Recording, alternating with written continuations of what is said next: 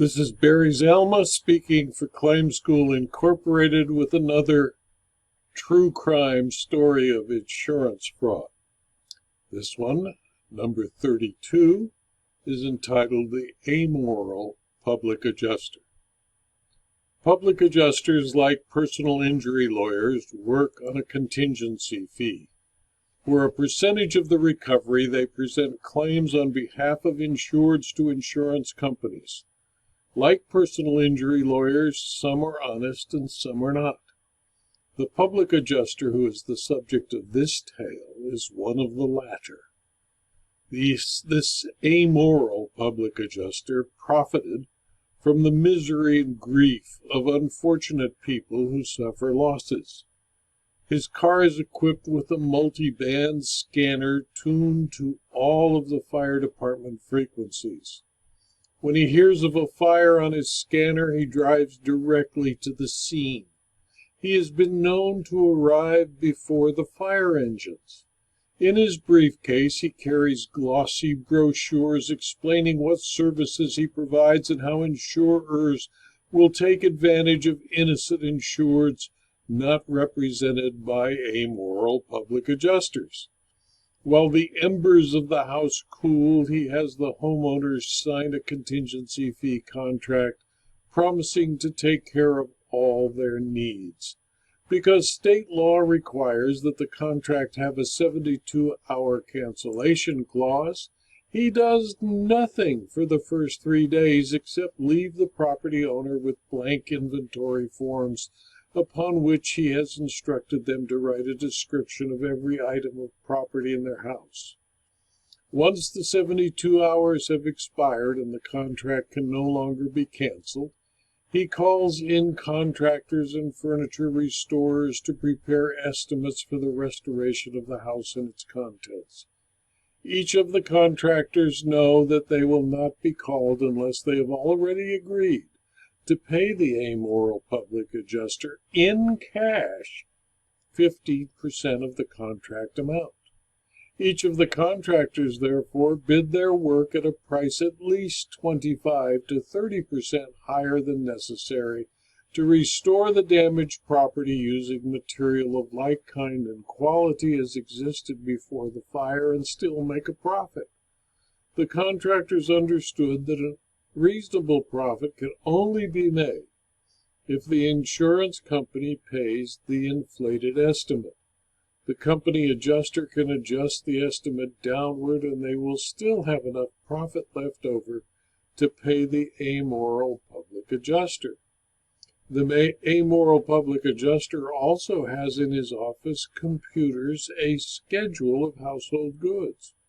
Whatever claim he adjusts, the same list of household goods is presented to the insurance company adjuster.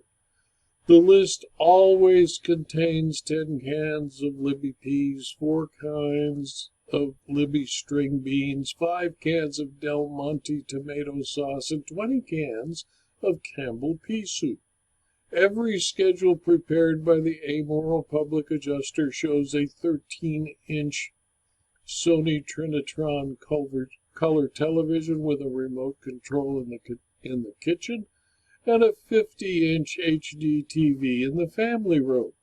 The living room always contains a complete entertainment center with a 60-inch television hung on the wall, a TiVo, a stereo, and a CD player.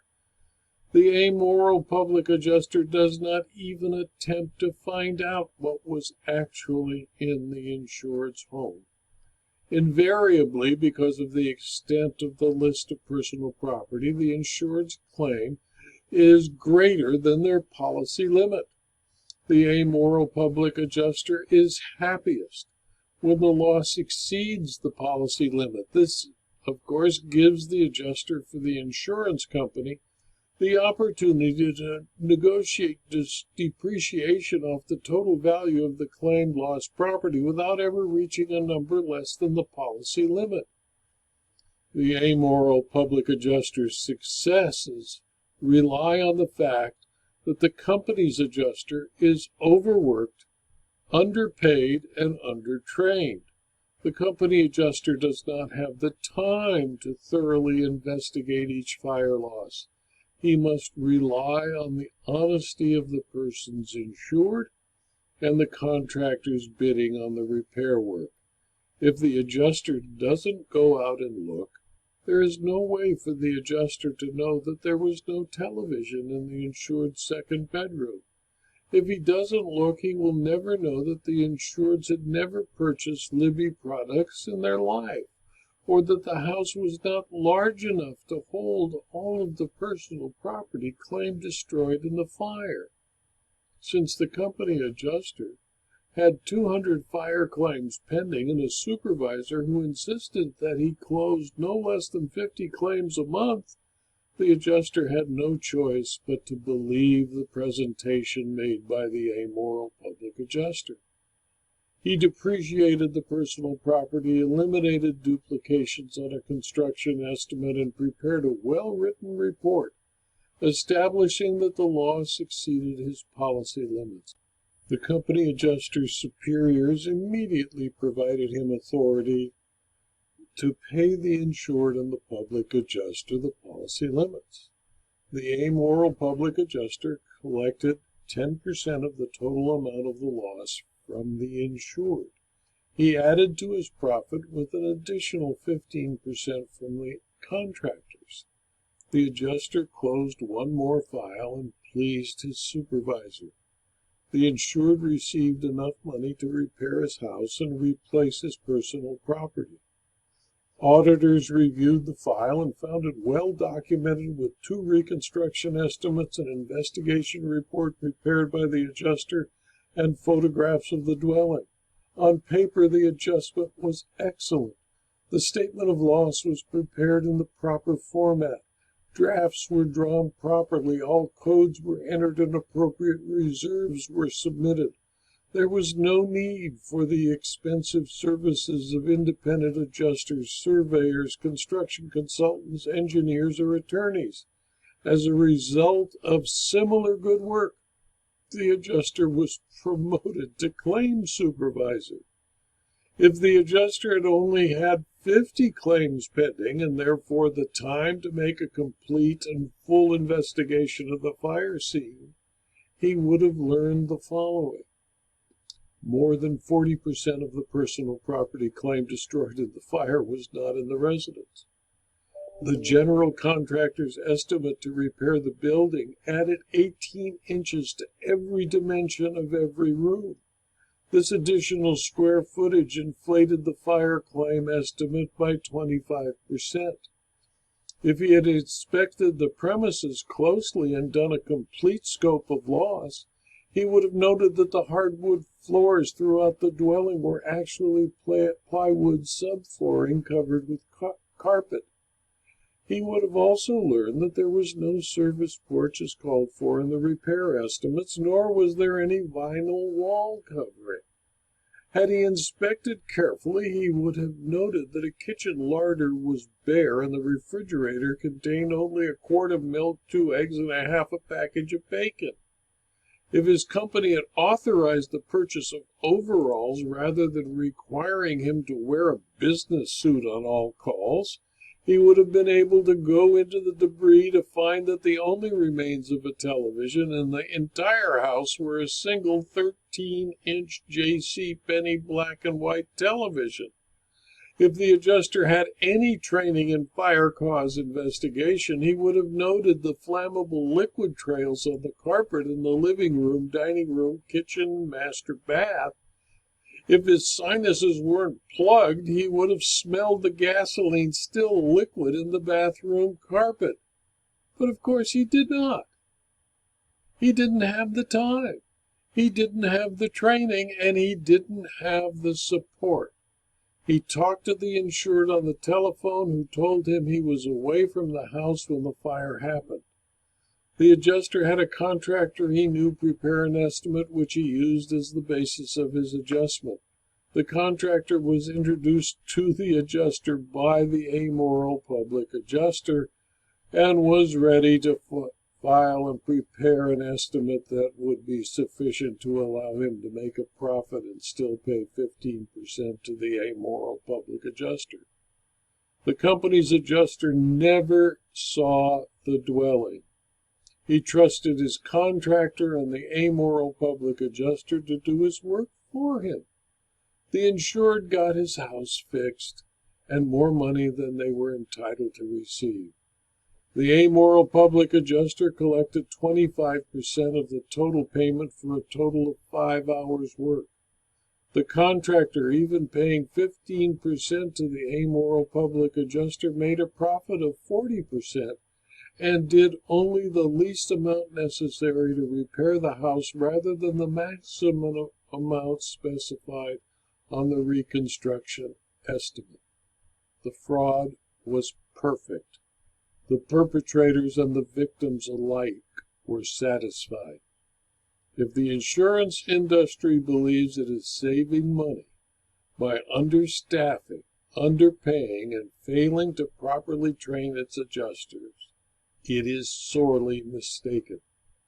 I submit that the most effective means of defeating fraudulent insurance claims would be for the insurance industry to recognize that its staff of adjusters must be highly trained professionals who earn the best wage in the insurance company and who are motivated and rewarded for good work.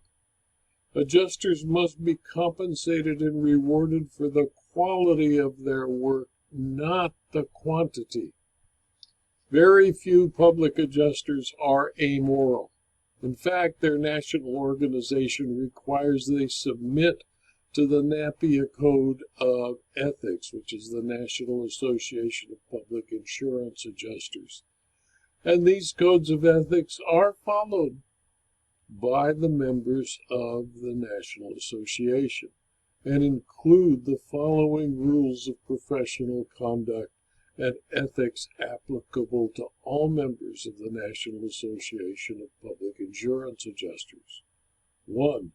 The members shall conduct themselves in a spirit of fairness and justice to their clients, the insurance companies, and the public. 2. Members shall refrain from improper solicitation. 3. No misrepresentation of any kind shall be made to an assured or to the insurance companies. 4. Commission rates shall be fair and equitable and strictly in accordance with the prevailing custom in the locality, and must, where laws or regulations of insurance departments exist, comply fully with such laws and regulations. 5. Members shall conduct themselves so as to command respect and confidence. They shall work in harmony with one another, with their clients and the insurance company's representatives, so as to foster a cordial and harmonious relationship with all branches of the insurance business and with the general public.